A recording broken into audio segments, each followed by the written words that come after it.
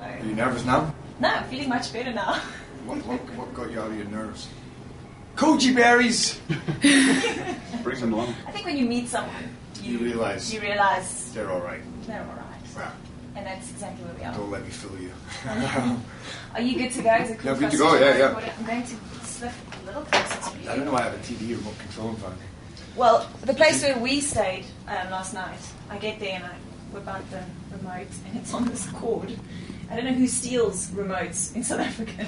People probably take them even by accident, you know. They're just like walking around and they leave the room or they throw it in their bag. Or, I don't know, I'm trying to make people out to be nicer than they are. Yeah, well, someone clearly took one once and this cable thing came off while we were in the room. And do you know how often I go to hotels and there are no remote controls? Because they go missing. They just seem to go missing. So I understand why they do that, although it is a bit lacking in trust. Weird. It sort of looks like it should be the phone, but it is the remote. They do that, they throw them away. True. Okay. Welcome to South Africa. Thank you, Yolanda and Liesel. Is it your first visit? No, it's my fourth visit. I And made a movie here before. And please tell me about your experience of our wonderful country. Well, I've never had anything but the most incredible time. This is one of my favorite places in the planet. So I came down many years ago twice for just 3 or 4 days at a time when I just started acting and I was shooting commercials and we were in Cape Town. I love that city. It's one of the most beautiful looking cities that you could imagine. It doesn't even make sense, you know. I even rappelled off of Table Mountain and didn't do very well and I burned my neck. And then went travelling along the coast. But the last time I was here, I spent a lot of time because I made a movie here about a guy who built an orphanage in the Sudan.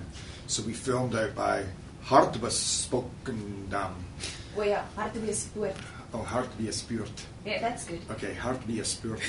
Out there and out in all the kind of wild land out there, and it was just one of the most incredible experiences I had. And then I went on safari, and I've done a lot of stuff here.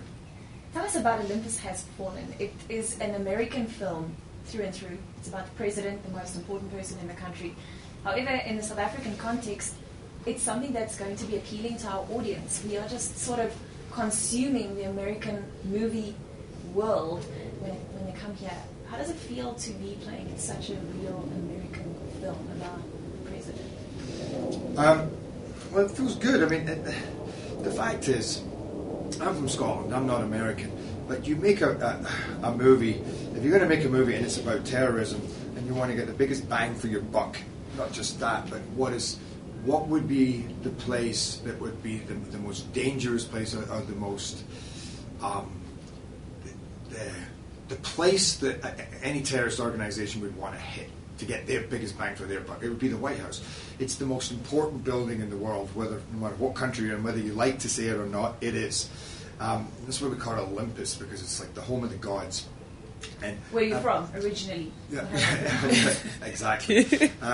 And you imagine that being attacked, but that attack being an actual reality, to make that as real and believable as possible, because that is a reality. And so to tell that kind of story, and you say it's a very American movie, it is, but this is a movie that brings in the whole political fallout. It's about the situation in the Korean Peninsula. It brings in the Chinese, the Russians, the French, because they're all party to this. They're all involved in this. And so we start the movie with that backdrop of the tensions going on there, and then there's a terrorist attack on the White House by a North Korean group. They're not part of the government, but they're a terrorist group. And then you climb into the actuality of that. What would that look like? What would that feel like? And we wanted to really get that right. So there's like a 25-minute attack. It's coming from everywhere, and it's one of the most breathtaking things that I've seen on film. You know, and it's terrifying. But then you move in past that, and you're going into what is the protocol in that situation? What's happening in the crisis room? What decisions do they have to make? What am I doing? Because I'm ex-Secret Service. I'm in the White House. What are the counter-terrorism tactics? What are you, how are you connecting with the enemy? How do you find out what they want? How are you working your way through them? Psychological games, the improvising that you have to do, the communication with the outside.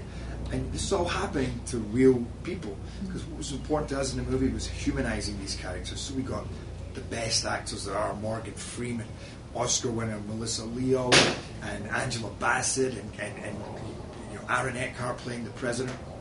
The list goes on. To make this, once you're inside, once this attack has happened, you're really with these people in that situation.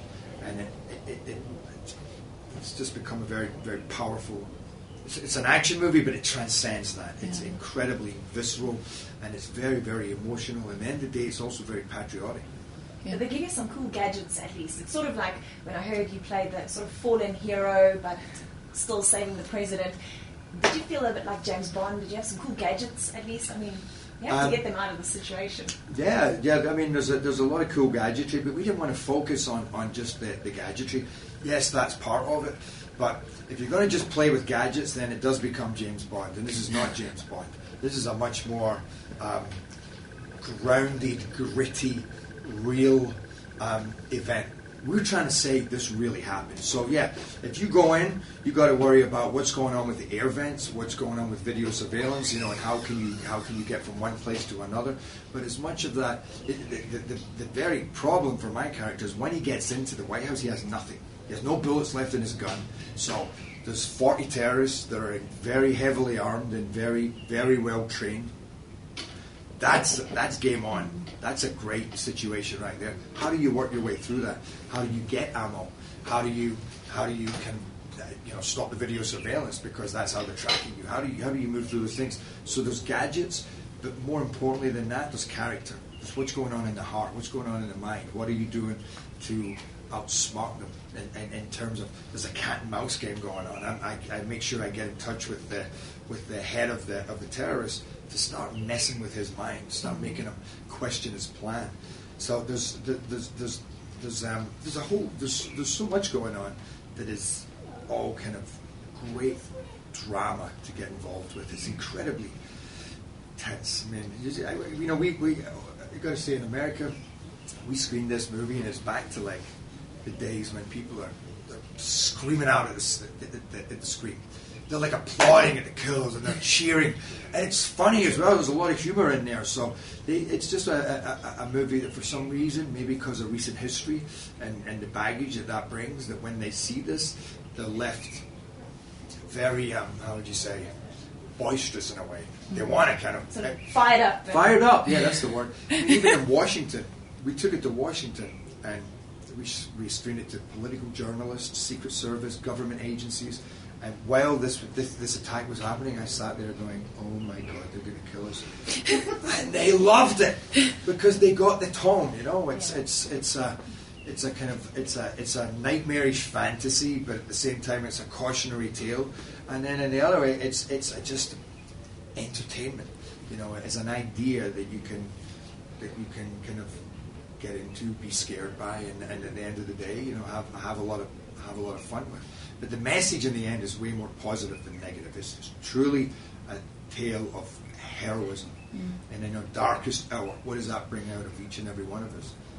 Well, in South Africa, we were absolutely hanging on your lips as King Leonidas. So I have to apologize. We didn't address you as Your Highness when we came in. But do you often find that people ask you to show you your abs, or how did you train to be so hot? Because our slogan at work is to be Team 600 at the moment. So it's like 300. Do you get that often, that people are like, "Come on, how did you get so good looking?" How did you get so good looking? I don't think you train to get good looking. That's thanks to your mum and dad, or for however you look. But no, I trained really, really hard for that movie, because when I got it, I made a promise to the head of Warner Brothers: I do this movie, you will never regret it, and I will make you so proud, and I will be that guy. And that's what I always wanted to do. It was, for me, I wanted to train as hard as I imagined that Leonidas did, and try and use that mentality. Of course, those guys were way tougher than I could ever be, but on set, I trained hours and hours every day, and I was always thinking, I got to do him proud. I could always feel him. I could almost feel his presence because I studied his story so much. So it just allowed me to never stop. I was always pushing forward, always trying to look better, feel tougher, act stronger, believe more, go deeper, to give the extraordinary story of what that takes for one person and an army, what that takes to do something that will be remembered for thousands of years. It's pretty epic. May I ask you one favor, please? Seeing as we are aiming to be Team 600 at OFM, would you please, as King Leonidas say, OFM Team 600, please? That would really inspire us. OFM Team 600? OFM Team 600. Okay. OFM Team 600. Yeah. Thank you so much. Thank you very much.